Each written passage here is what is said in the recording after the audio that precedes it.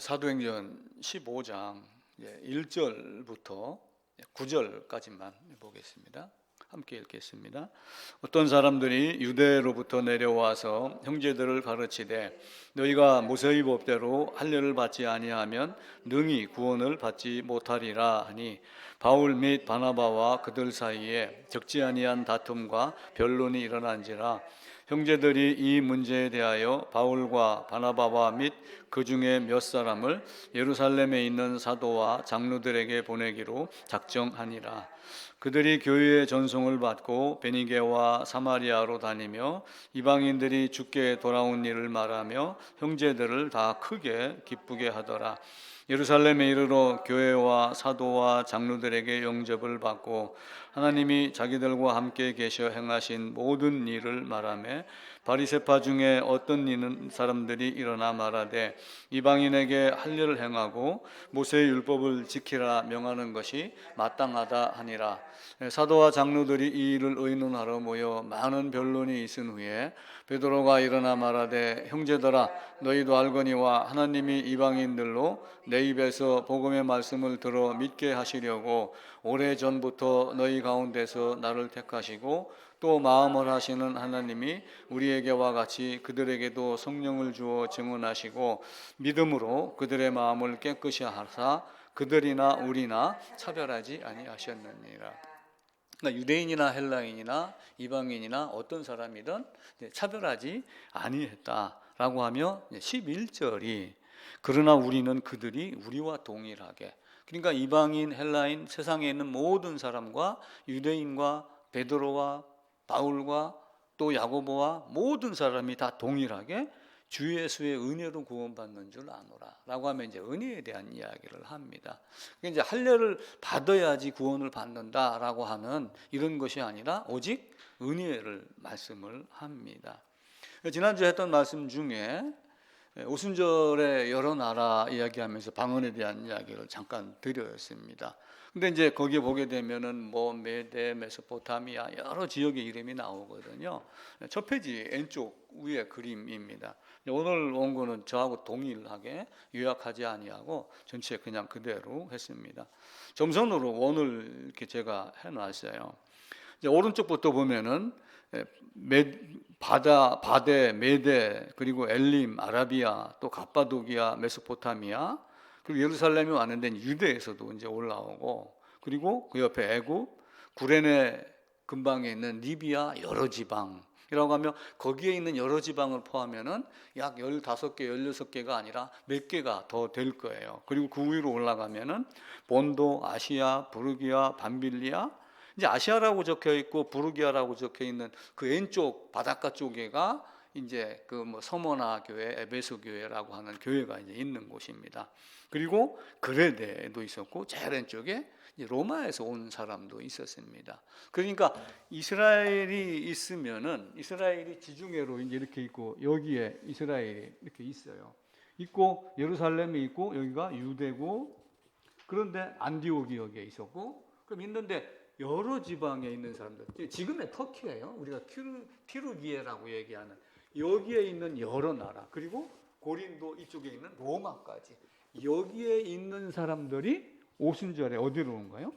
예루살렘으로 온 거예요. 그러니까 수백 마일이 떨어진 지구 반대편에 있는 사람이 아니라 주위에 사는 사람인지도 불구하고 말이 같아요, 틀려요?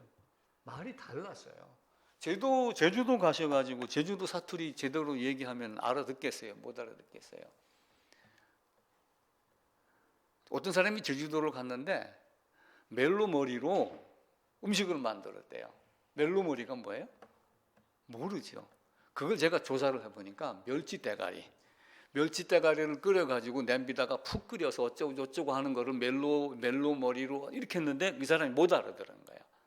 그럼 제주도 사투리도 못 알아듣는데 애굽에서 온 사람들 말 알아듣겠어요? 못 알아듣죠. 그럼 여기서 얘기했다는 방언은 무슨 얘기예요? 결국은 지금과 같이 썰라썰라하고 혀가 비틀어지는 이런 얘기예요. 이 지방 말이에요. 지방 말이에요. 우리가 방언에 대한 개념을 잘 이해를 하셔야지 교회 가서 속지를 않아요. 어떤 데 가면은 그런 것들을 많이 합니다. 그 오른쪽 첫 번째 보면은 역대하 32장에 유다 방언으로 에스라서 4장 7장에 아람 방언, 그리고 아스돗 방언, 가나안 방언, 또 이사야서 28장에는 다른 방언, 이렇게 하면 여러 나라 말을 이야기를 해요. 그리고 그 백성은 방언이 어려워. 이사야 33장에 이제 이야기를 하면서 나중에 이스라엘 유다를 통해 가지고 그 잘못을 징계를 할 때 아수르하고 바벨론을 사용을 해요. 그런데 아수르 바벨론 말을 알아들어요, 못 알아들어요? 못 알아듣잖아요. 랍사게라는 이야기 나오죠. 랍사게가 유다 방언으로, 그러니까 이제 그 다른 나라 말을 하는 사람을 이제 앞세워서 이야기를 하는 거예요. 그러니까 히스기야가 뭐라고 그래요? 우리 유다 방언으로 제발 말하지 마세요라고 이제 이렇게 이야기하는 장면이 나오잖아요. 이런 정도로 그 나라 사람은 방언이 어려워. 우리가 알아듣기 어렵다. 그 나라 사람들은 흉노족이다. 이렇게 하며 방언에 대한 이야기를 합니다. 신명기 28장에 그 언어를 알지 못하는 민족이, 그 용모가 흉악한 민족이 너희를 쳐서 공격하여 포로로 끌고 갈 것이다. 이 이야기를 계속해서 하고 그럽니다. 그러니까 이제 사도행전 2장에서는 각 사람이 태어난 곳 방언, 그러면서 15개 혹은 16개 리비아 여러 지방, 그러면은 15개, 16개로 해갖고 플러스 알파가 몇 개가 되겠죠. 거기에서 온 사람들의 말을 한 것이 된 거예요.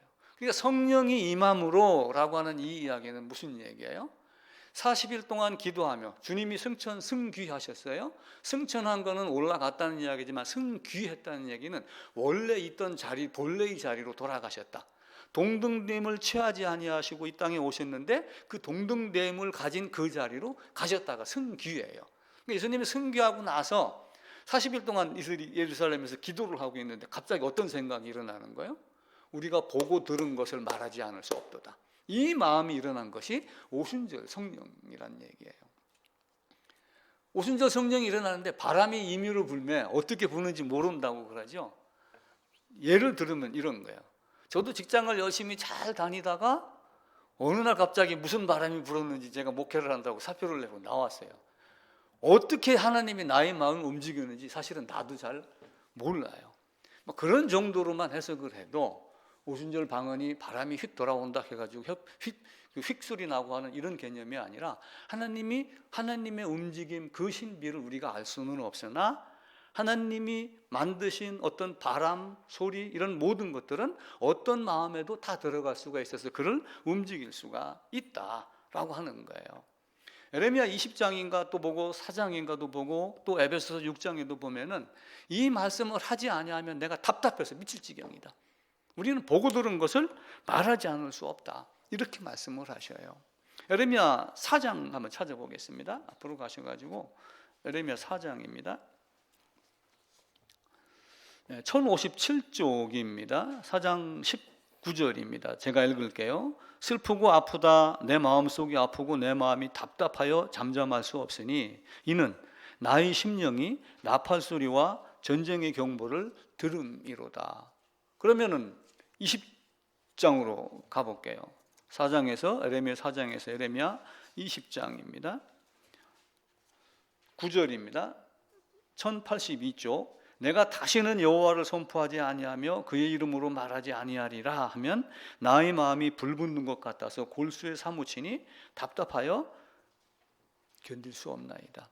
에베소 6장에서는 입을 열어 복음의 비밀을 담대히 말하게 해 주옵소서. 이렇게 기도하는 것이 이들이 안수함에 성령이 그들의 임함으로. 그러니까 성령은 뭐예요? 깨닫게 하기도 하지만 한편으로는 나가서 복음을 전해라 라고 하는 것으로 말하는 겁니다. 그럼 방언이 그냥 우리가 얘기하는 기도원에서 또 아니면 저쪽 어디 한 구석에서 혀가 틀리고 쇳소리 나고 미슈입니다 하고 막 이렇게 하는 것이 방언이 아니라 각 나라 말이라 하는 것을 먼저 철저하게 마음속에 각인을 하셔야지 돼요. 자, 그 중간 방언입니다. 마태복음 28장 제일 마지막 절이에요. 너희는 가서 모든 민족을 제자로 삼아 아버지와 아들과 성령의 이름으로 세례를 베풀고.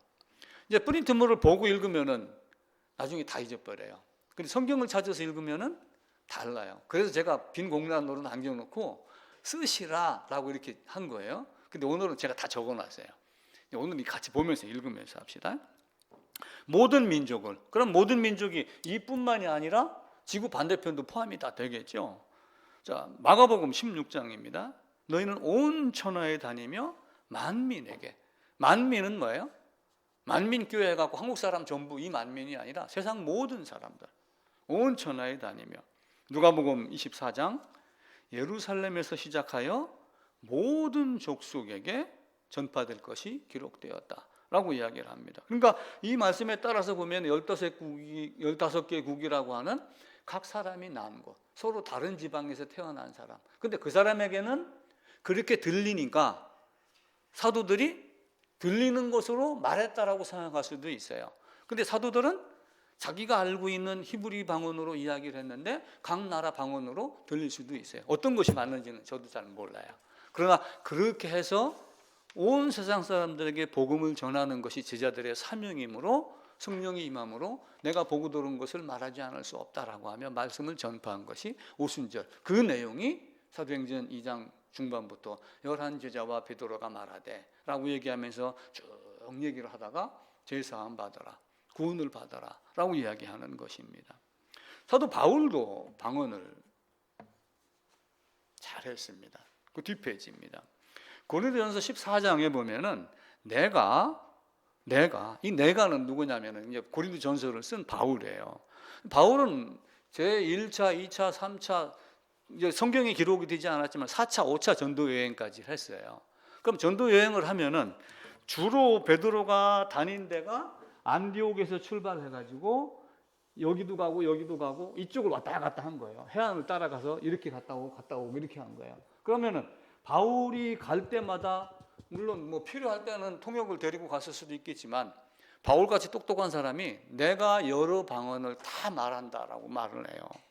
내가 방언을 더 말함으로 하나님께 감사한다. 왜냐하면 1차, 2차, 3차, 4차, 5차 전도 여행을 다니면서 각 나라 사람들에게 뭘 이야기를 한 거예요? 하나님 말씀을 전한 거예요. 그러니까 그 방언을, 그 외국어를 나도 잘한다. 그러나 교회에서는 그런 방언보다 여러 마디 방언보다 한 마디 말로, 5마디 말로, 1만 마디 방언보다 한 마디로 하나님 말씀을 올바로 얘기하는 것이 더 낫다. 사도 바울이 이렇게 이야기를 한 거예요. 그럼 고린도 교회는 어떤 문제가 있었어요? 고린도전서 5장에 보면은 너희에게 음행이 있다라고 하는 이야기를 들었다. 그런데 심지어 아버지의 아내를 취하였다라고 하는 음행도 있다. 고린도 교회가 다 썩은 교회였어요.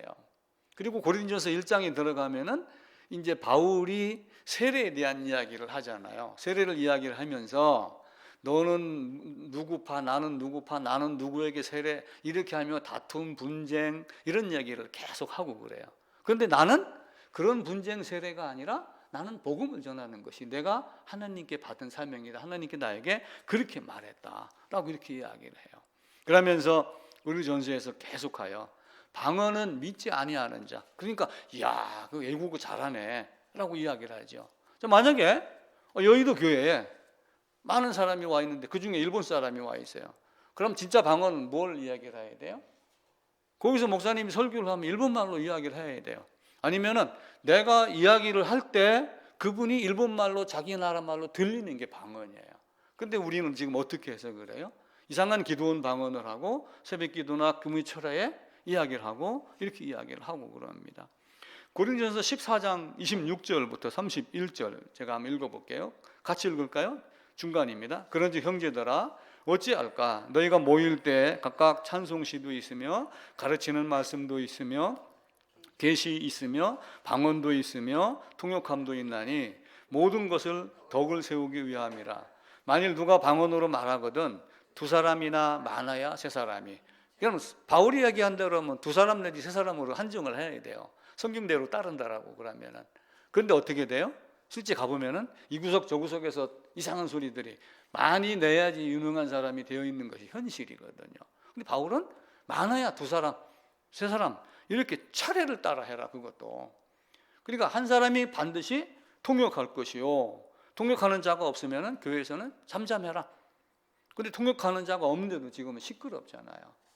옛날과 같이 지금은 그래도 많이 좀 줄어들었지만 그래도 방언에 대한 개념을 우리는 많이 없애야지 됩니다. 그리고 여기서 얘기하는 예언은 미래를 내다보고 이야기하는 예언이라고 하는 것이 아니라 하나님의 말씀을 이렇다 저렇다 선포하는 것을 여기서는 예언이라는 단어를 사용을 해요. 그러니까 제가 설교하는 것도 지금 뭐예요? 쉽게 하면은 예언의 개념으로 이야기를 하는 거예요. 그러니까 야, 성경에서 예언 방언보다 예언하라고 그랬다 그러니까 또 앞으로 뭐 어떻게 될 거야, 몇 년 며칠 날 누가 올 거야, 뭐 이런 게 아니라 하나님의 말씀이 이러하시다라고 선포하는 것이 예언의 개념으로 보는 겁니다. 계시록 7장 5장에도 보면은 각 족속과 방언과 백성과 나라와 이렇게 하며 수많은 민족 중에서 말씀을 깨닫고 구원받은 자가 나중에는 어디에 모여요? 새 예루살렘에 모이는 장면, 그걸 이야기를 하는 거예요. 그래서 사도 바울은 그렇게 헛된 일에 빠지지 하지 않고 정신 나간 사람들 찬양 이런저런 하는 것이 아니라 정말로 권하고 가르치는 것. 이 권한다는 얘기 안에는 교리와 도덕과 이런 모든 것에 어긋나지 않게 바르게 이야기를 해라. 자, 하나님은 영이십니다. 하나님은 거룩하십니다. 하나님에게는 거짓이 없어요. 하나님에게는 혼돈함이 없어요. 그럼 그 하나님 영을 따라 우리가 방언을 한다 그러면 혼돈하는 방언을 해야 되는 거예요? 정상적인 외국어를 방언을 해야 돼요? 정상적인 외국어를 방언을 해야 됩니다. 셋째 번 표지입니다. 성경에 기록된 사도시대의 초대교회 방언과 지금의 방언이 달라요. 초대교회 방언은 어떤 거였어요? 여기 나와 있는 대로 각 나라 언어. 내가 유대 말로 하더라도 저쪽에서는 자기 나라 말로 들리고, 혹 내가 하나님이 능력을 줘서 애굽 말로 말하고 로마 말로 말하고 해서 그 사람이 듣게 되는 것, 그게 방언의 개념이에요. 또 초대교회는 베드로가 기도해갖고 살렸어요. 바울이 입었던 옷, 앞치마, 손수건 갖다가 얹으니까 기도해서 나섰어요. 악기도 떠났어요. 지금은 그 개념이 아니에요. 지금은 병이 생기면 어떻게 해요? 다 병원 가요. 서울 빅5로 다 몰려갑니다. 지금 그 내용이 신문에도 많이 나와요. 의대생 늘리자 말자 뭐 이런 얘기 나오고 그러니까 지방에는 의사가 없는 거예요. 그래갖고 연봉 3억 원, 연봉 5억 원 해갖고 모 보건소에서는 그래도 안 와가지고 어쩌다가 한 분을 잡았다. 그런데 의외로 서울이 아닌 지방에서 하는 명의가 몇 분이 있더라고요. 그 사람은 서울로 안 가고 지방에서 하는데 인근 지방에서도 다 그 사람한테 다 몰리는 거예요. 옛날에는 하나님의 능력으로 치료해줬던 기억이 있어요. 그런데 지금은 하나님이 다른 방법으로 사람을 치료하기 시작을 하신 거예요. 그때 당시의 방언과 지금의 방언이 달라요. 그때는 애국어였는데 지금은 귀신에게 덮어 씌운 이상한 말을 하는 거예요. 그때는 하나님이 직접 치료를 하셨는데 지금은 의사, 병원, 의술을 통해서 이렇게 하고 그럽니다. 하나님이 하시는 방법, 역사에 따라 다름을 알고 우리는 바른 길, 바른 모습으로 가져야지 돼요. 오늘 사도행전 15장을 읽었습니다. 유대에서 어떤 사람이 내려와가지고 구원받아서 그래도 할례 받지 아니하면 너희가 구원에 이르지 못한다. 할례를 받아라 라고 얘기를 한 거예요. 자, 그러면은 사도 바울은 학자예요. 쉽게 얘기를 하면은 유명한 학자, 유명한 학파에서 수제자 노릇을 한 사도 바울은 학자면서 성경에 능통했습니까? 능통하지 못했습니까? 성경이 능통한 사람이에요. 그런데 이 능통했던 것이 전에는 율법 주의에 빠졌던 거예요. 무엇인가를 지켜서 열심으로 공로사상 여기다가 맞췄는데 복음을 딱 깨닫고 벽을 딱 뚫고서 딱 거듭나니까 율법이 맞긴 맞는데 율법주의는 아니더라가 딱 깨달아지는 거예요. 그러니까 사도 바울이 유대에서 내려온 사람들이 이렇게 할례를 받아야지 된다라고 그러니까 아니다라고 하면서 다툼이 일어난 거야. 어떤 사람들이 예 맞아요. 우리도 유대인이니까 할례 받아야죠. 아브라함에게 얘기를 하잖아요. 난지 8일 만에 할례를 받더라. 그러니까 우리도 받아야 됩니다. 받아야 됩니다. 이렇게 되는 거예요. 근데 바울이 데리고 다닌 사람 두 사람이 있었어요. 디모데도 있었고 디도라는 사람도 있었어요. 근데 디모데는 할례를 줬어요. 할례를 시켰어요. 왜 그러냐면 어머니가 유대인이고 아버지는 헬라인이었기 때문에 어디 가가지고 어머니가 유대인인데도 할례 받지 아니하여서 만약에 그러면 넌 진짜 유대인이야? 복음 전하는데 지장을 받을까 봐 받게 한 거예요. 근데 디도는 헬라인이었어요. 그러니까 헬라인 디도는 억지로 할례 받게 하지 아니야. 얘는 헬라인인데 뭐 할례 받아? 그렇게 하면서 사도 바울이 예루살렘으로 쫓아 올라간 거예요. 그럼 예루살렘에 쫓아 올라가서 누구를 만난 거예요? 아니야. 할래? 아니야. 이런 겉에 표식 내는 거는 아니야. 자, 조건사님 구원 받았어요? 반드시 세례 받아야 돼요? 안 받아야 돼요? 세례 받아야 돼요? 안 받아야 돼요? 권사님 어때요? 받아도 돼요? 안 받아도 돼요? 때로는 받아도 되지만 때로는 안 받아도 관계없어요. 사도 바울이 고린도전서 1장에서 한 얘기가 그거예요. 나 그런 세례 주지 아니한 게 감사한 거야. 나는 오히려 복음을 전하는 걸로. 사도 바울이 가르친 세례는 머리다 물 뿌리고 물속에 집어넣었다 꺼내는 침례의 세례가 아니라 예수 그리스도와 함께한 세례. 요한복음 로마서 6장에 있는 세례를 이야기를 한 거예요. 그래놓고 이 할례 아니야 해가지고 어디로 쫓아 올라간 거예요? 예루살렘으로 쫓아 올라간 거예요. 예루살렘으로 쫓아 올라가니까 여기에 이제 많은 분들이 있었어요. 누가 있었어요? 지도자 베드로. 또 한 사람이 있어요. 대표. 야고보서 쓴 야고보예요. 야고보가 누구예요? 예수님의 육신의 형제. 믿지 아니하더라 라고 했던 사람들이에요. 그런데 나중에 주님이 십자가에 못 박히고 이렇게 하면서 그는 실로 하나님의 아들이었도다라고 하면서 야고보도 변하기 시작을 한 거예요. 그래갖고 예루살렘 지도자가 됐어요. 그리고 야고보서도 썼어요. 여기서 이제 사도들과 장로들이 모여서 이제 회의를 하는 거예요. 그러니까 아까 본문에 나왔던 대로 이들도 우리와 같이 동일하게 은혜로. 그러면 유대인 할례가 필요 있다 없다? 원칙적으로는 필요 없다라고 한 얘기예요. 너희들은 선택된 민족이야 라고 하는 것을 할례의 표를 통해서 너희도 육신의 할례가 아니라 마음의 할례를 받아야 되고 이런 옷이 아니라 그리스도로 옷 입어야지 돼 라고 하는 것을 가르치는 거예요. 왜 난지 8일 만에 할례를 받으라고 했을까요? 애기니까 막 아파도 그냥 엥 하고 울으면 그만이니까. 아기가 태어납니다. 우리가 상처가 나면은 피가 나오다가 멈춰요. 왜 그럴까요? 지혈되는 거 있잖아요. 눌러서 지혈되지만 피가 엉기면서 지혈되는 작용이 프로트롬빈이라고 하는 게 있어요. 프로트롬빈. 이게 태어나면서부터 점점 증가를 해가지고 8일째 되는 날 110%가 돼요. 그리고 8일 딱 지나면은 딱딱 감소가 돼갖고 9일째부터는 100%예요. 신기하게 의사들이 나중에 이걸 밝힌 거예요. 아니 왜 꼭 난지 8일 만이야? 애기니까 고통 좀 덜 하고 애기니까 그냥 꽉 붙잡고 자르기 쉬우니까 8일째? 그게 아니라 의사들이 그렇게 밝혀내는 거예요. 왜 피 먹지 말라고 했느냐?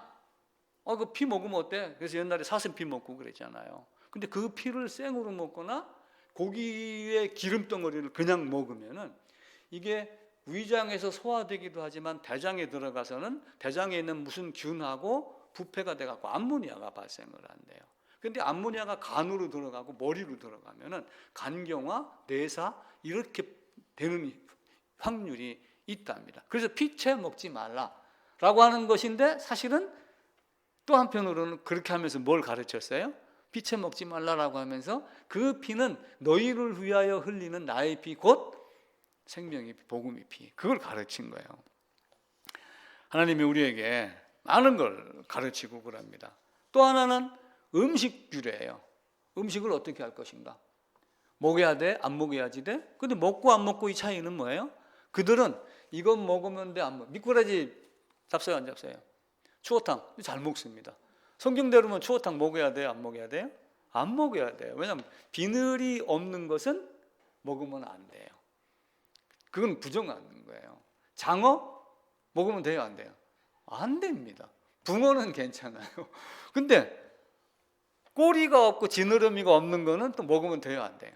안 돼요. 그래서 이제 이게 어쩌면은 어떤 그 영적인 해석 알레고리라고 해가지고 그렇게 생각할 수도 있어요. 지느러미나 꼬리가 없는 것은 먹을 수 없다. 그러니까 지느러미 갖고 뭘 하냐면은 방향도 잡고 꼬리 갖고 전진하는 능력이 없는 것은 부정한 것이니 아마 그렇게 이제 해석을 하는 경우도 가끔 있습니다. 그래서 할례나 음식이나 이런 거가 별로 중요하다, 안 중요하다, 그보다는 우리에게는 바울 말대로 우리에게 복음이 더 중요하다라고 하는 거예요. 그래서 고린도 교회에 나왔던 이런 많은 문제들이 있었던 거기 때문에 이제 이런 걸 형편을 따라 갖고 우리가 성경을 보면서 고린도 교회에서 일어났던 문제들을 한번 쭉 고린도 전서를 읽으면서 읽어보면은 이거는 별로 바람직하지 못. 교회는 교회에서 잠잠하라 그래요. 여자는 교회에서 잠잠하라. 그럼 말하면 돼요, 안 돼요? 근데 왜 잠잠하라고 그러는 거예요? 근데 당시에 똑똑한 사람들이 엄청 많았어요. 그래가지고 누가 얘기를 하면 깔고 뭉갠 거예요. 여자의 머리는 남자요, 남자의 머리는 그리스도요, 하나님이요 이렇게 말하는데 누가 어떤 장로님이 얘기했어요. 근데 갑자기 똑똑한 어떤 분이 나서가지고 그거 아니고 이렇게 하면서 이 혼란이 일어났던 시기가 있었어요. 고린도 교회가 그런 경우가 있었던 겁니다. 그래서 그렇게 하지 말라라고 하며 할례, 음식 이런 규정을 다 벗어나기 시작을 한 거예요. 이제 두 번째 이제 다섯 번째 면입니다. 중요한 건 뭐냐면은 이렇게 하면서 할례 받아야 되느냐 안 받아야 되느냐라고 하는 문제가 첫 번째 제기가 되기 시작을 했어요. 구약 이제 신약에 들어오기 시작을 하면서 예루살렘 교회에서 할례 문제, 또 하나는 음식 규례 문제. 할례가 아니고 뭐라고 그랬어요? 오직 은혜. 음식 이거 우상의 제물이야 라고 말하지 아니하면은 먹어요, 안 먹어요? 아니 누가 지금 소고기를 저한테 한 건 갖고 왔어요. 근데 그러면 먹는 거예요?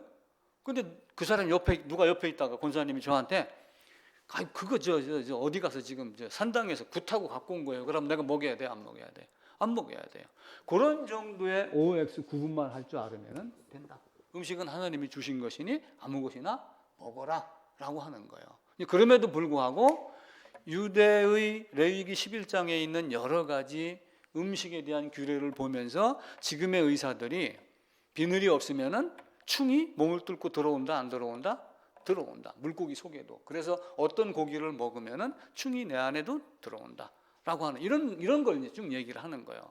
두 번째는 이게 이제 예수님 승기하고 나서 문제가 지금 발생하는 걸 오늘은 이야기를 주로 드리는 거예요. 첫 번째 문제를 제가 이제 사도행전 15장으로 잡은 거예요. 이야기를 쭉 하는데 할례 문제가 딱 드러난 거예요. 그럼 이 할례를 지금 우리가 얘기하는 세례교인의 이 세례하고 연결을 시켜보세요. 유아 세례 믿음이 있었어요? 없지요. 부모가 이 아이를 정말로 말씀으로 양육하겠다라고 하는 일종의 언약이다 이렇게 보는 것이 더 타당합니다. 그런데 유아 세례 받았어요? 입교했어요? 그럼 뭐가 돼요? 천국 백성 세례교인 돼요. 이 의식이에요. 이 의식 맞아요? 틀려요? 틀려요. 현재가 이렇게 규정을 하면서 그 아이에게 신앙을 가르치고 단계별로 교회 안에다가 성장하게 하는 과정은 옳아요. 그런데 이렇게 해놓고 세례교인이니까 천국 백성이라고 얘기하는 것은 아니에요.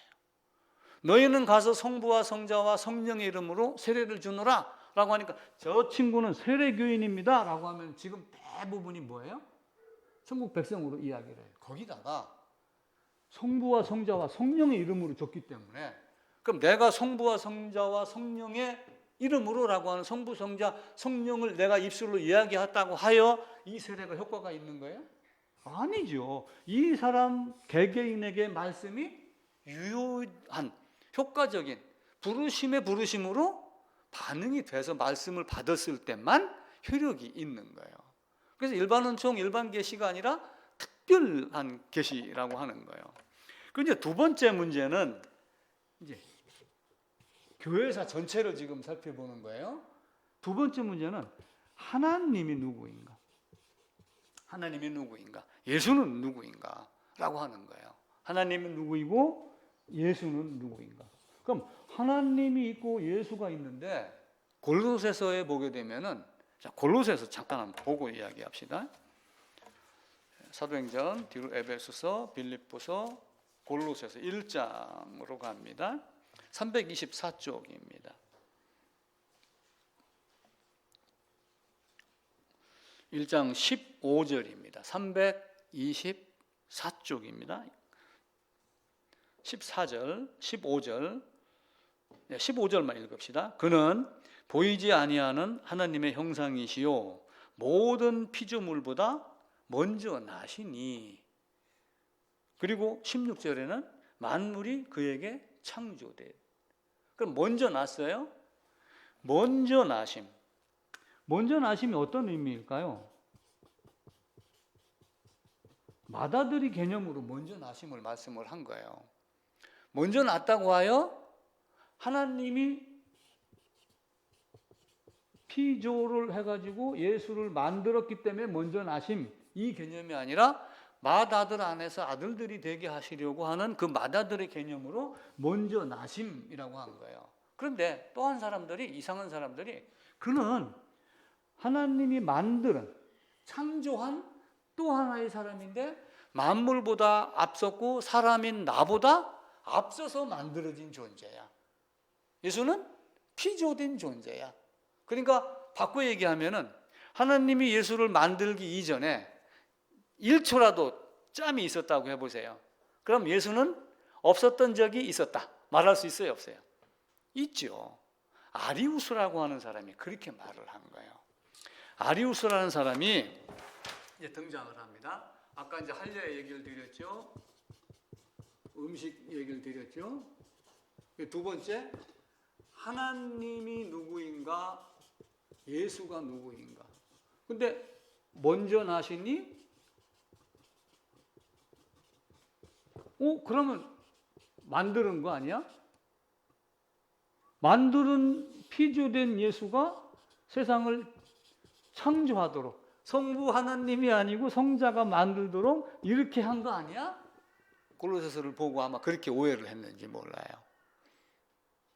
아리우스가 예수는 없었던 적이 있었다라고 이야기를 해요. 이 아리우스가 256년도, 336년도 그 사이에 출생하고 죽은 자입니다. 그래서 영원 처음에는 성부만 있었는데 그 다음에 성부가 예수를 만들고 예수가 세상을 창조했기 때문에 아버지께 나시니 예수가 세상을 만드니 이렇게 개념을 하는 거예요. 그래서 성자는 예수는 하나님이다. 아버지와 나는 하나다. 그리스도 예수는 참 하나님이며 참 사람으로 오셨다. 이걸 부인을 하는 거예요. 참 하나님 아니고 두 번째 만든 제 두 번째의 하나님, 피조된 하나님, 둘째 지위의 하나님, 이런 정도로 이야기한 사람이 아리우스라고 하는 사람이 나온 거예요. 그러니까 세상의 모든 것, 우주 만물이 있기 전에 성부 하나님만 계셨을 때 처음 만드는 게 성자 하나님이다. 그래서 하나님에게서 나온 하나님, 둘째 하나님, 피조된 하나님, 이런 개념으로 접근을 한 거예요. 그때 당시에 누가 있었냐면은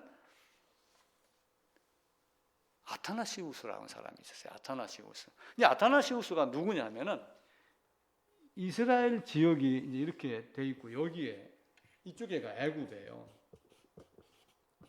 애굽이고 이스라엘이 이렇게 있으면은 여기쯤에 알렉산더 대왕이 여러 나라를 점령할 때마다 알렉산드리아라고 하는 도시를 만들었어요.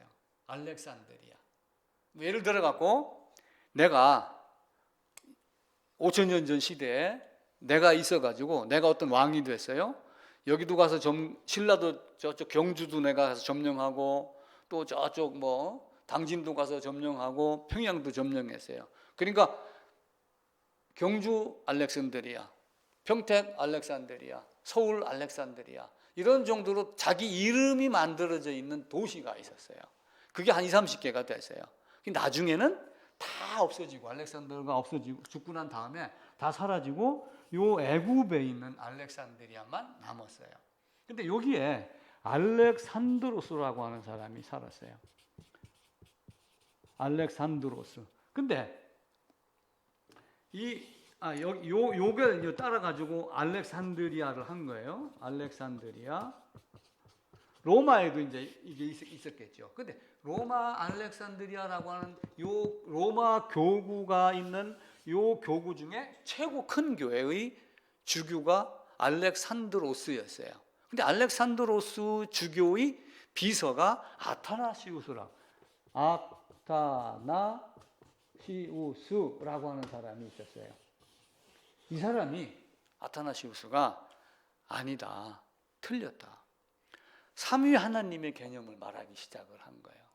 원래는 아우구스티누스가 말하기 이전에 아타나시우스가 그 이야기를 하기 시작을 하면서 성부와 성자와 성령이 위격의 관계 안에서 계시는 삼위 하나님이다 라고 하는 것을, 한 분 하나님인데 성부 하나님, 성자 하나님, 성령 하나님으로 불리는 삼위일체 하나님을 이야기를 한 거예요. 그래가지고 요 두 번째 얘기가 나오고 나서 325년도에 니케아라고 하는 지역에서, 지금 터키 있는 쪽이에요, 여기에서 회의가 열려가지고 삼위일체 하나님이 어떤 하나님이다 라고 하는 것을 이야기하기 시작을 한 거예요. 근데 이제 문제는 이게 뭐냐면은 네스토리우스라고 하는 사람이 또 등장을 한 거예요. 네스토리우스가 등장을 했는데, 네스토리우스가 등장을 해가지고, 아니 삼위 하나님 위격? 그럼 예수? 아니 예수 그리스도는 사람으로 왔어요?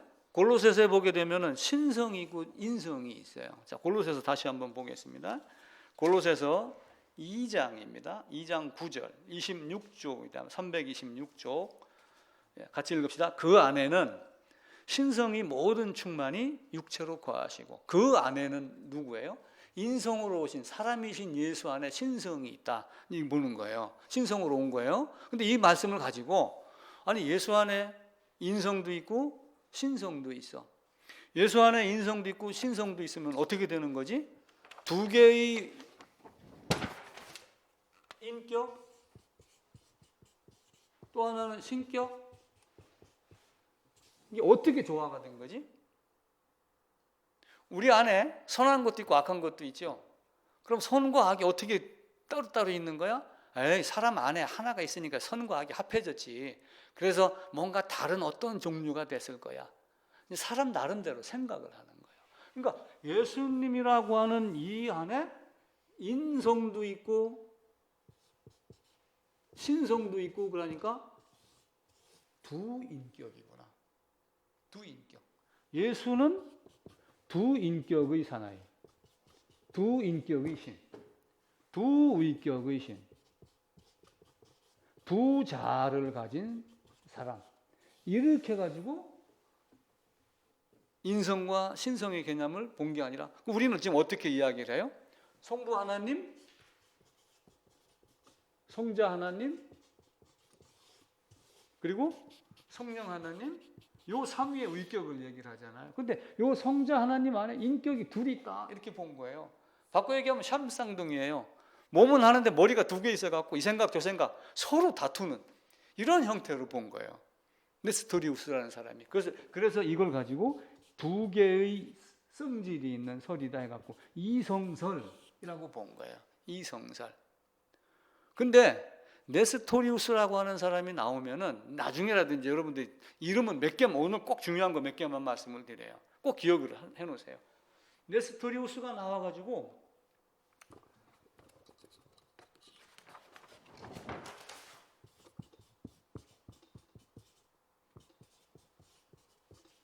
이성설을 이야기를 한 거예요. 두 인격, 두 자아, 이것은 두 가지로 본 거예요. 그런데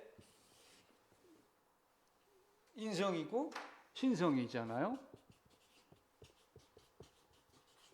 이걸 구분을 한 거예요. 근데 나중에 유티케스라고 하는 사람이 나와요. 유티케스. 이 사람이 나와가지고, 에이, 구분은 무슨 구분이 돼. 한 사람 안에 인성이 있고 신성이 있으니까 두 인격, 두 자아가 아니라 요게 이렇게 갖고 믹스가 돼서 제3의 어떤 성질이 있다, 이렇게 본 거예요. 혼합된 걸로 본 거예요. 두 개로 구분됐느냐 혼합됐느냐 이걸 본 거예요. 그러니까 나중에는 어떻게 돼요? 그것이 아니고 자, 여섯 번째 면의 제일 아래쪽입니다. 같이 한번 읽어봅시다.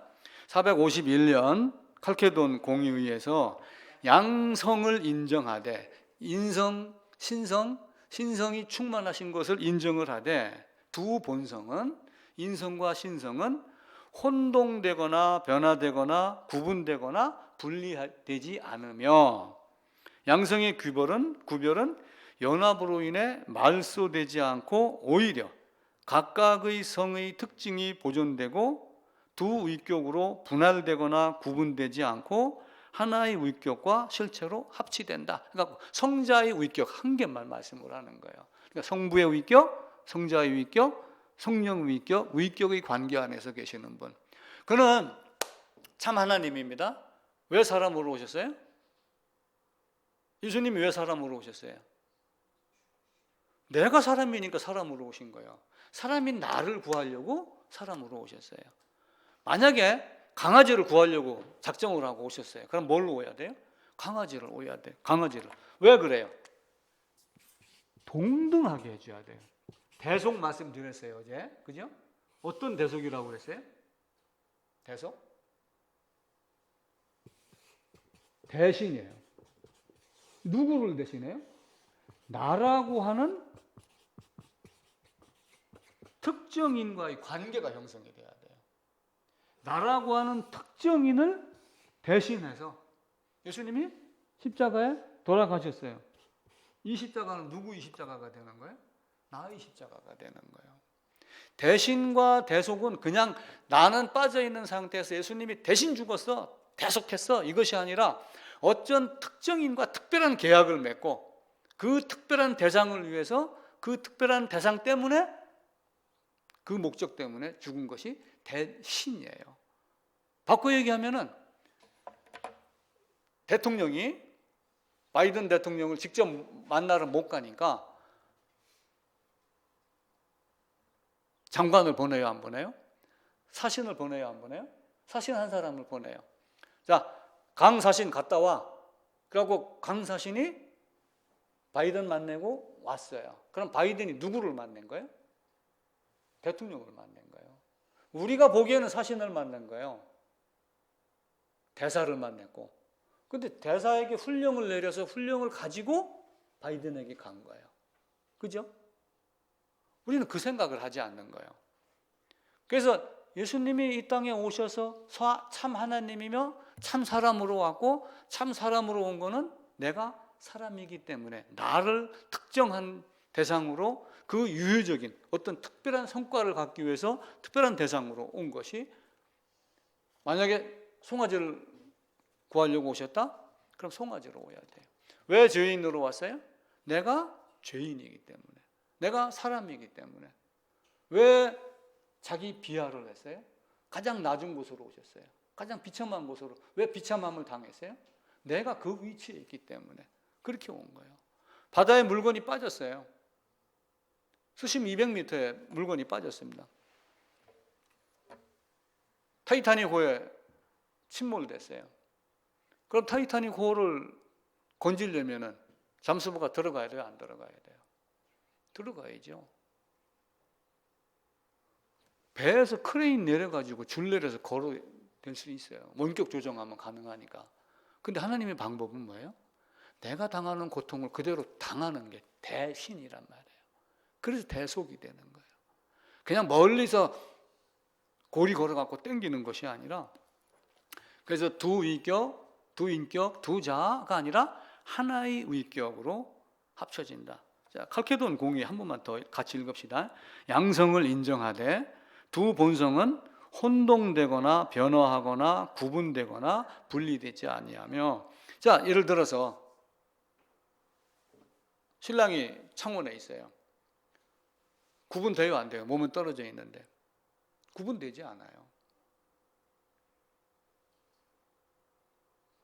같이 한 방에 있다고 해서 부부는 하나라고 하여 서로 제3의 본성이 나오나요? 그렇지 아니하죠. 구별되나 구분되지 않으며 혼동되지 아니하고 섞이지 아니하고 하는 묘한 신비가 있는 거예요. 그래서 아리우스가 예수는 없었던 적이 있었다라고 하는 이단이 등장을 했었고, 또 하나는 네스토리우스 그리고 유티케스가 등장을 하며 예수가 누구야? 그래서 삼위일체 하나님 그리스도의 일위성이 제대로 정립이 된 거예요. 그러니까 지금은 이단이 생기면은 방어하느라고 정신이 없었지만 물론 그때에도 그렇게 한 거예요. 그래서 이상한 것 현상이 일어나면은 그걸 가지고 서로 변론하고 변증을 하면서 바른 길을 찾아간 거예요. 근데 지금은 방언이라고 하는 이상한 현상이 일어나요. 그럼 그걸 찾아가는 게 아니라 이상한 현상을 쫓아가는 이상한 현상이 지금 일어나고 있는 거예요. 참으로 묘한 시대가 됩니다.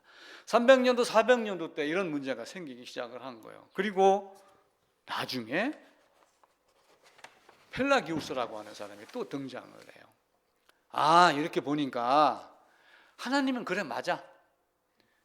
두 인격이 아니고 한 위격으로 신성과 인성으로 그리고 그리스도 예수로 오셨어. 근데 이제 죄인은 어떤 문제가 생겨요? 하나님이 성부, 성자 논란이 잠재워지면서 성령이 나름대로 정리가 되기 시작을 해요. 만들어진 존재? 아니야. 처음부터 그는 하나님이었어. 인격도 있고 신성도 있지만 구분되거나 혼합되거나 이런 것이 아니고 하나의 위격, 성자의 위격만 갖고 있는 그는 참 하나님이며 참 사람이야. 이렇게 해가지고 이게 딱 정리가 딱 된 거예요. 그래서 성부, 파더, 그리고 성자, 그리고 성령 여기 나오잖아요. 그죠? 나오는데 그렇다고 성부가 성자는 아니고 이렇게 얘기를 한 거예요. 하나님은 한 분인데 성부도 하나님, 성자도 하나님, 성령도 하나님. 그런데 성부가 성자는 아니고 성부가 성령도 아니고 성자가 성령도 아니고 각각의 위격의 관계 안에서 계시는 삼위 하나님, 삼위일체 하나님 이렇게 해서 신학으로 정리를 한 거예요. 그런데 이 하나님이 성자 하나님이 동등됨을 취하지 아니하고 사람으로 오셨어요. 근데 요 안에는 신성이 충만합니다. 그러니까 스스로 버릴 권세, 스스로 다시 사실 권세가 있어요, 없어요? 있잖아요. 요한복음 10장인가에서 그 말씀을 하시는 거예요. 그래가지고 십자가를 지셨어요. 자, 그러면은 하나님이 이 일을 했는데 인간인 나는 어떻게 되느냐? 이들이 말하기를 이분은 하나님이고 너희는 에덴에서 쫓겨나오니까 죄인이야. 죄인 맞아요, 틀려요? 근데 펠라기오스라고 하는 사람이 등장을 한 거예요. 아까 이제 사도행전 15장에서 할례 문제 얘기 나왔었죠. 그렇게 하다가 이제 아리우스가 나왔었죠. 또 하나 네스토리우스 나왔죠. 그다음에 유티케스 나왔죠. 그러다 나중에 이제 누가 나오냐면 펠라기오스가 나와가지고 아니 아담이 지은 죄는 지가 지은 죄는 지 개인 몫이야. 이걸 본 거예요. 옛날에는 빨갱이 그러면은 4촌, 6촌, 8촌까지도 그냥 막 싹 쓸어 옅고 막 이런 적도 있었어요. 연좌제라 해가지고. 아니 아담이 죄를 진 거지 왜 내가 죄인이야? 아담과 나는 관계없어. 내가 여기 와서 살다 보니까 다른 사람들에게 죄인이라 소리를 듣는 것은 저기 있는 이춘혜가 나쁜 짓을 하니까 내가 옆에서 같이 살다가 보니까 따라하다 보니 나도 죄인 된 거야. 이렇게 둘러치기를 시작을 한 거예요. 그거는 아담이 죄인이지 아담의 죄와 나는 전혀 관계가 없다. 죄가 전가되지 않았다라고 본 거예요. 그런데 우리가 지금 계속 무슨 이야기를 했어요? 허리 얘기했죠. 그죠? 바울이 말해서 한 사람이 범죄함으로 모든 사람이 범죄는 아담과 연합이 되어 있지 않으면 아담 안에 없었다면 해결이 돼요, 안 돼요? 해결이 안 되는 이야기예요. 근데 펠라기오스가 나와가지고 하나님은 우리에게 너는 네 마음대로 할 수 있는 사람에게 준 자유의지가 있다 라고 이야기를 한 거예요. 그래서 자유의지를 놓고 봤을 때 아담에게도 자유의지를 줬다. 자, 생명이 있고 선악이 있는데 너는 자유의지를 갖고 이거든 네 마음대로 해. 이렇게 줬다. 이거 맞았다고 했어요? 틀렸다고 했어요? 김 지사님, 이거 맞아 틀려요? 네 마음대로 해. 선 먹을 수도 있고 선악 먹을 수도 있고 생명 먹을 수도 있어. 네가 자유의지 줬으니까 네가 골라서 해. 이거는 틀린 거예요. 하나님의 의도는 뭐예요? 생명이에요. 그런데 신기하게도 신비스럽게도 여기서 사망을 먹고 나락으로 빠졌다가 건져내는 것이 하나님의 계획이며 하나님의 성취, 목적이에요. 근데 아담에게 준 자유의지는 네 마음대로 하라는 자유의지일까요? 아니죠. 그럼 이거 먹으면 그럼 너는 네 마음대로 했으니까 아니 아버지 내 마음대로 하라고 했잖아요. 그래서 내가 사망을 먹었는데 무슨 관계가 있어요? 건져주세요. 아담은 아담이고 나는 나입니다. 나는 옆 사람에게 전염병같이 옮겨받은 거지 아담이 죄하고 나하고는 관계없습니다. 이게 펠라기오스가 갖고 있는 사상이에요. 여러분 어떻게 생각하세요? 어떻게 해서 죄인이 됐어요? 살다 보니 죄인이 됐는데 하나님의 은혜를 베풀어주면 나는 구원받을 수 있어. 이게 이단들의 사상인 거예요. 그리고 또 하나는 뭐예요? 내가 열심을 내면 돼. 자유의지를 줬기 때문에 다시 내가 이 안으로 들어가는 것도 내 자유의지를 잘 사용을 하면은 가능해. 하나님 없어도 돼. 내가 할 수 있어. 이게 펠라기오스 사상이에요. 근데 이때 딱 등장한 사람이 누구냐면은 아우구스티누스가 등장을 한 거예요. 아우구스티누스. 우리가 얘기하는 어거스틴이에요. 어거스틴이 등장을 해갖고 무슨 얘기를 했어요? 어거스틴이 얘기한 거 딱 한마디로만 얘기하면은 그게 아니고 하나님의 은혜야. 하나님의 은총. 왜 어거스틴이 은총, 은혜를 이야기를 했을까요? 왜 했을까요? 빠져봤기 때문에 그래요. 어디에 빠져봤어요? 초등학교 지나고 못된 짓 하고 세상 어떤 사람들보다 악하게 나쁜 짓, 욕, 우리 고백록 가지고 이야기했잖아요. 그러다가 10몇 살 때부터 동거하고 모질게 살다가 하나님 은혜를 딱 바라본 거예요. 그러니까 결국 뭐예요? 모든 인간은 스스로 할 능력이 있다? 없다. 하나님 은총이 있어야지 간다 라고 이야기를 한 거예요. 요 은총과 인간의 자유의지와 자 여기 보세요. 은총이고 자유의지가 있어요. 그럼 여러분 어떤 거 선택하겠어요? 은총 선택하죠. 하나님의 은혜입니다. 나 잘난 척하고 아무리 열심히 해도 결국은 나는 한계가 이것밖에 안 됩니다. 그러니까 나중에 예를 들면 친구하고 어떤 문제가 있어요. 예를 들어갖고 내가 500만 원을 당했어요. 가보니까 빈털털이야. 그래서 그래 그러면 300만 원만 내놔. 200은 내가 안 받은 걸로 할게. 이렇게 하는 건 뭐라고 그래요? 절충이에요. 절충.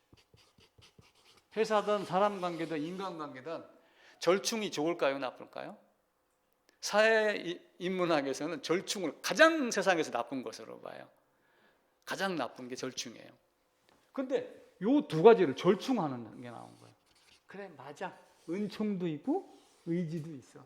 근데 하나님이 은총을 베풀어주고 역시 나도 힘을 좀 쓰면 돼. 이게 반쪽 절충에 따라서 반펠라기오스라고 그래요. 이제 원고 집에 가서 꼭 2번 읽어보세요. 절대로 인간의 자유의지가 아니고 하나님의 계획이다. 그리고 또 하나 이런 것이 잘못 전해져 내려와가지고 지금 어떤 문제가 생기냐면은 일반 사회에서도 강의할 때 인간론 같은 거 이야기할 때 사회적 거울이라는 단어가 있어요. 사회적 거울. 이거 아마 인터넷 검색해도 아마 나올 거예요. 사회적 거울. 첫 번째 조상탓. 사회적 거울의 첫 번째가 조상탓이에요. 거울 보고 뭐 해요? 자기를 보는 거예요. 어떤 것의 거울이야. 어떤 것의 바이블이야. 우리 그렇게 얘기를 하잖아요. 어떤 거는 뭐의 바이블이야. 뭐야. 그 거울의 개념으로 보는 거예요. 기준 개념으로. 사회를 비춰갖고 쭉 보니까 모든 인간들이 잘못된 놈들이 많은 건 조상 탓이야. 안 되면 조상 탓 그런다고 그러죠. 안 되면 조상 탓이야. 전부. 아담이 범죄했으니까 나도 그렇지. 예를 들어서 두 번째는 부모 탓. 등을 보고 배운다라고 하지만 잘못 등을 보여준 거예요. 부모 양육 탓. 이게 사회적 거울의 탓이에요. 또 하나 세 번째는 환경 탓. 우리 할아버지도 선비였어. 그리고 우리 부모도 나를 오기야 금이야 키웠어. 근데 군대 갔다 오고 사회 나가서 직장을 딱 다니니까 먹고 살라니까 내가 안 바뀔 수가 없어. 모두 다 조상 탓, 부모 탓, 환경 탓. 아담과 나는 관계없어. 내 자유의지야. 나도 이렇게 뛰어넘을 수 있어. 아니야. 하나님의 은총을 베풀어 준 건 맞아. 그런데 그 은총에 내가 협력해야지 돼. 반펠라기우스. 절충하는 이런 것들이 있는 거예요. 펠라기우스는 인간 본성은 선하다. 근데 환경 영향에 의해서 내가 나빠졌다. 그러나 하나님이 주신 자유의지가 있기 때문에 하나님의 사랑을 내가 받거나 거부하거나 내가 마음대로 할 수 있다. 이 사상이 나중에 신구약 중간시대 언제예요? BC 몇 년? 200년, 300년, 400년 이 시간에 알렉산더 저 뒤에 고레스 이렇게 쭉 나오다가 공자, 맹자 이렇게 얘기 나오잖아요. 공자, 맹자 나올 때 맹자가 얘기한 건 뭐예요? 맹자가 얘기한 건 성선설이에요. 모든 사람은 선하다. 측은지심도 있고 옳지 못한 거 부끄러워하는 수호지심도 있고 이런 정도가 모든 것이 다 있다. 이렇게 본 거예요. 순자라고 하는 사람은 성악설로 봤어요. 사람은 악하다. 그러면은 왜 악하다고 했어요? 하나님 말 거부한 거니까 악하다고 본 거예요, 사실은. 근데 이들이 하나님 얘기를 꺼내지 않았지만 세상 사람들도 성선설, 성악설을 가지고 자기를 자꾸 가르치는 거예요. 근데 순자의 성악설은 본래 인간은 나쁜데 열심히 가르치고 회초리를 대서 교화시킬 수 있어. 이게 성악설이에요. 아주 나쁘다 이런 뜻이 아니라 교화시킬 수 있는 인간. 그러니까 인간 안에도 선한 것이 있고 의지가 있어서 뭔가 노력하면 돼. 이게 어찌 보면 절충한 반펠라기우스와 비슷한 사상이 되는 거예요. 그렇게 놓고 성무선악설도 있어요. 선하지도 않고 악하지도 않고 그냥 식욕, 성욕만 있는, 그런데 주위 환경에 따라서 변하는 것이 인간이야. 이렇게 나와요. 성경에서 얘기하는 펠라기우스, 반펠라기우스 이런 거하고 아마 쭉 한번 봐보세요. 근데 성경은 뭐라고 그래요? 악인은 모태에서부터 멀어졌다. 내 어머니가 죄 중에서 나를 잉태했습니다. 창세기에 보게 되면은 어떻게 해요? 어려서부터 악하고 마음에 계획하는 것이 항상 악하고 다윗의 고백에 의하면은 나면서부터 곁길로 빠졌다. 이게 문제예요. 그런데 또 시간이 흘러갑니다. 300, 400년, 500년이 지나고 루터가 종교개혁을 하는 시기가 됐어요. 1500년도쯤에. 이때 등장한 것이 알미니안주의가 또 등장을 해요. 이 알미니안주의도 뭐예요? 인간이 뭔가 할 수 있다. 인간의 노력, 인간의 생각 이런 것으로 하나님이 뭔가를 나에게 주긴 주지만 또 역시 나도 나의 공로가 있어야 되고 내가 뭔가 협력해야 되고 그렇게 해서 이렇게 해야지 소리가 나는 것이지 한쪽 이렇게 가지고서는 아무래도 안 된다. 하나님이 나를 사랑하고 나도 하나님 맞습니다 하고 딱 이렇게 해야지 소리가 난다. 근데 이게 은총만 바라보는 은총에 대한 반응이 아니라 나의 노력에 대한 반응으로 보는 거예요. 그래서 제가 했던 말이 모든 인간의 본성은 알미니안주의다. 어느 신학자가 그 이야기를 했어요. 모든 인간의 본성은 알미니안주의다. 그게 무슨 얘기예요? 모든 인간은 하나님 앞에서도 그래도 나 이 정도 했지요 라고 하는 것을 항상 내놓고 그것을 따라 사는 신앙. 그래서 교회는 아니다 라고 말은 해요. 지금도 은혜다, 믿음이다, 오직 믿음이다, 오직 이야기를 하면서도 대다수의 교회가, 내가 보는 거의 100%가 사람들 욕구를 툭툭툭 찔러가지고 알미니안 사람으로, 반펠라기오스로 다 만들어서 나름대로의 열심인데 그 열심이 나 이만큼 했지요 라고 하는 쪽으로 흘러가게 만들고 있어요. 지금이 어찌 보면은 그때 300~400년 정도 시간에 했던 펠라기우스, 반펠라기우스 1500~600년도에 나왔던 알미니우스 이 현상이 지금도 이 땅에 있으면서 내가 이렇게 하지 않았느냐 라고 이야기를 하는 거예요. 자, 우리는 정말 고민을 많이 해야지 돼요. 나중에는 여러분들 이제 가만히 봐보세요. 수고했고 진짜 권사님, 진짜 집사님 충성하고 하나님 앞에 칭찬받을, 거기에 깜빡 넘어가면 큰일 납니다. 물론 열심으로 하는 것과 자기를 드러내는 것은 다 달라요. 근데 성경에 이미 그것이 적혀 있잖아요. 누가 있었어요? 재물 많은 청년. 근데 예수님만 딱 의지하고 딱 나간 사람은 환자, 병자밖에 없었어요. 힘 있고 걸어다니고 뛰어다니고 돈 있는 사람은 난 이것도 했고 저것도 했고 어제도 했고 오늘도 했고 내일도 할 겁니다. 내가 못하는 것이 없습니다. 언젠가 어떤 청년도 여기서 얘기를 하더라고요. 내가 기도하니까 이렇게 다 났었습니다. 속으로는 그랬겠죠, 저한테. 너는 왜 기도 안 해? 아프다고 하면서. 나는 기도해서 다 나섰는데. 그게 우리 인간의 모습이에요. 왜 이렇게 될까요? 그 알미니안주의가 5가지를 이야기를 했어요. 교회를 향하여 5가지. 제 페이지로는 10쪽입니다. 3번 항목이에요. 알미니안주의, 아르미니우스주의라고도 이야기를 해요. 근데 이들은 하나님은 어떤 사람이 구원받을지, 어떤 사람이 반성하고 어떤 사람이 하나님 앞으로 나올지 이미 예견된 자 그를 예정했다. 이렇게 본 거예요. 첫 번째로 그걸 가지고 했고, 두 번째로는 예수님의 죽음은 모든 사람에게 효력을 미치지만 믿는 자들에게 구원이 이루어진다. 그러니까 모든 사람에게 효력이 미치도록 다 해놨는데 그 중에서 내가 예스하고 내가 내 자유의지를, 내 공로를, 내 힘을, 열정을 갖고 예스하고 덤벼든 사람만 구원받는다.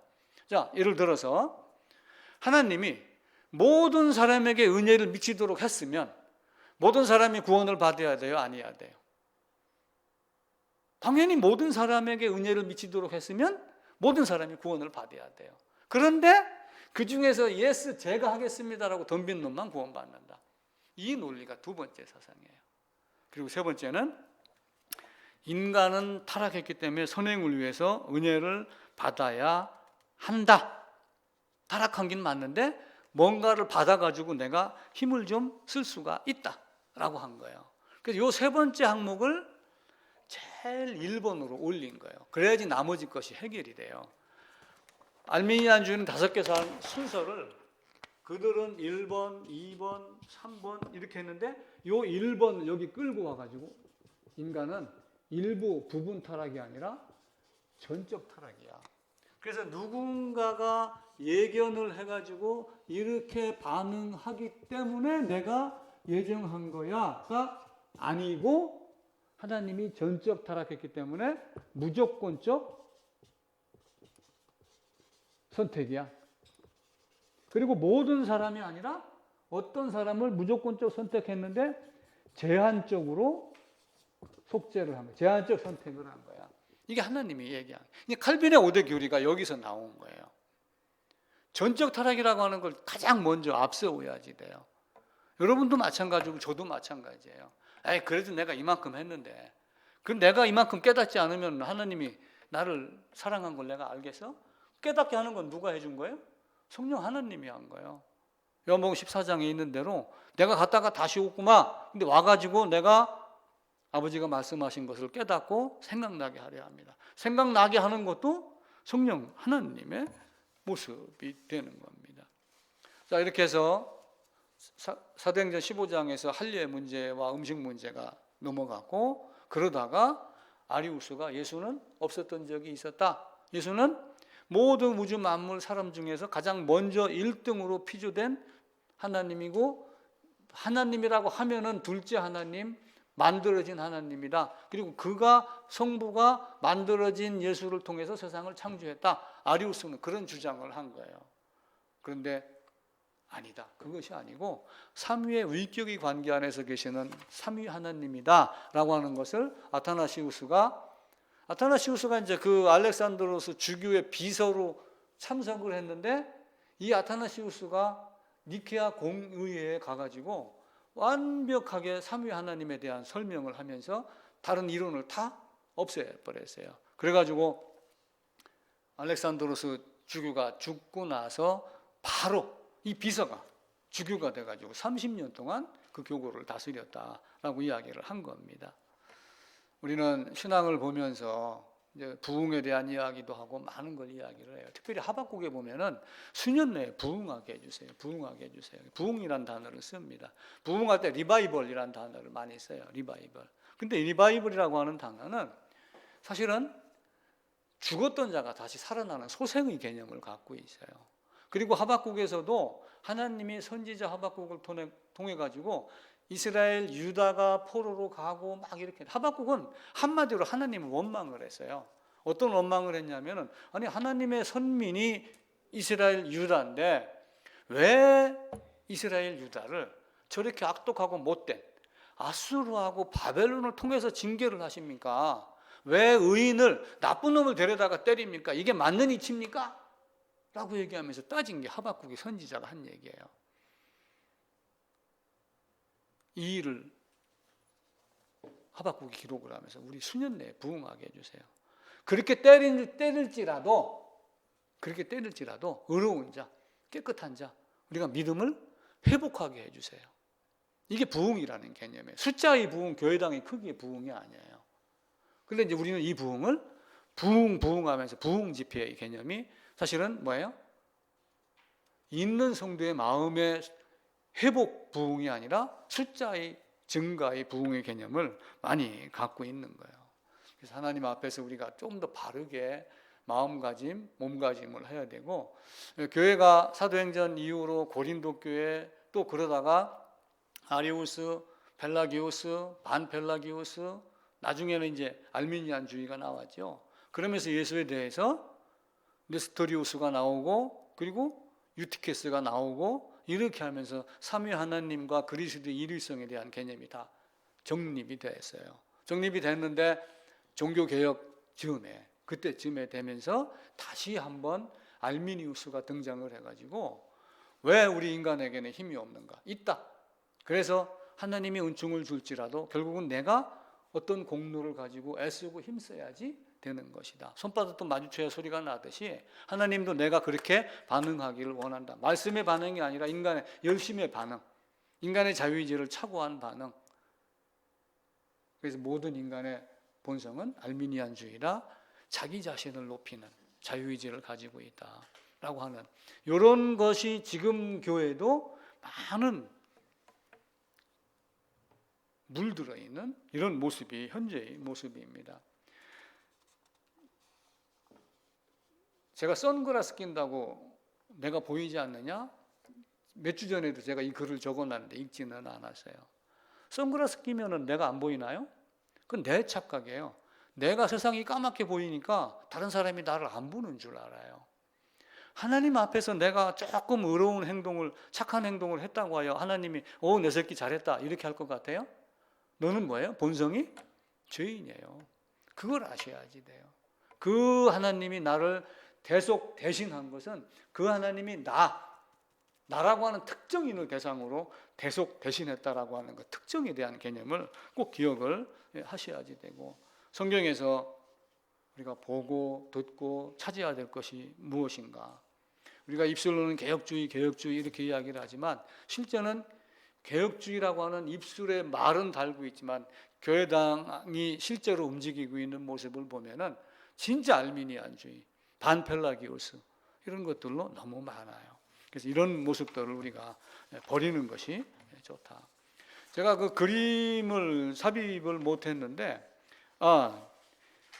7쪽 제 그림으로 7페이지니까 앞에서부터 7면 한번 찾아봐 보세요. 7면.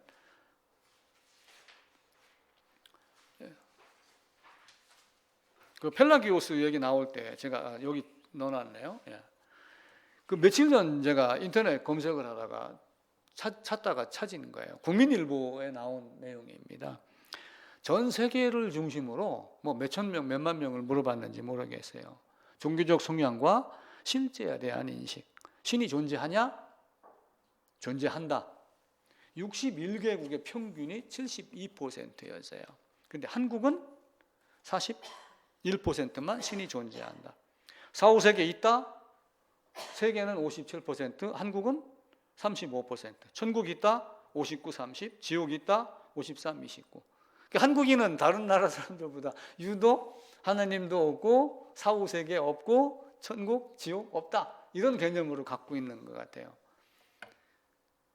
이게 왜 그래 됐는지는 모르지만 어쩌면 무지일 수도 있어요. 너무 살기 좋으니까 모든 텔레비의 선전이 얼굴에다가 화장품 뿌리는 거, 먹는 거 전부 이렇게 나오고 그러잖아요. 근데 내가 진짜 먹어야 될 것이 뭔가, 우리 한번 고민을 더 깊이 해봐야지 돼요. 펠라기우스, 반펠라기우스, 알미니우스 이런 걸 보면서 나는 어느 정도의 알미니안주의인가? 0에서 100이라고 그러면은, 때로는 저도 나는 알미니안주의 아니야, 나는 0이야, 이렇게 말하지 못할 정도로, 어떤 때는 그래도 하나님 내가 이렇게 열심히 하지 않았습니까? 물론 그것이 복음에 대한 열정이 열심이면 관계는 없는데, 어떤 때는 나를 드러내기 위한 것이 되었다면은 그건 참 어려운 문제가 돼요. 그래서 하나님과 나와의 관계, 내가 범접할 수 없고 접근할 수 없고 거룩하신 하나님, 그리고 전적 타락한 나, 이 개념만 먼저 하고, 그리고 여기에는 하나님이 있다 없다, 사후가 지옥이 있다 없다라고 그러지만 우리나라는 불교 세계에서는 사후 세계 얘기를 안 해요. 우리나라 사람들 하나님에 대해서만 없다 없다 그러지, 다 나가면 우리 어렸을 때 뒷동산에 다 사당 비슷한 거 있었고 죽음을 다 두려워하고 그랬어요. 그래서 우리가 신앙하고 그러면서 예수 얘기는 많이 했지만 펠라기우스나 반펠라기우스, 알미니안, 언젠가 또 한번 다시 정리를 하면서 우리가 이런 마음을 갖고 있는 상태라면은 사실 하나님 말씀, 하나님 복음을 그래도 내가 깨달았지 않았느냐, 이 교회는 내가 세웠지 않았느냐, 이렇게 생각하는 이런 오류에서 벗어나기를 간절히 기도를 드립니다.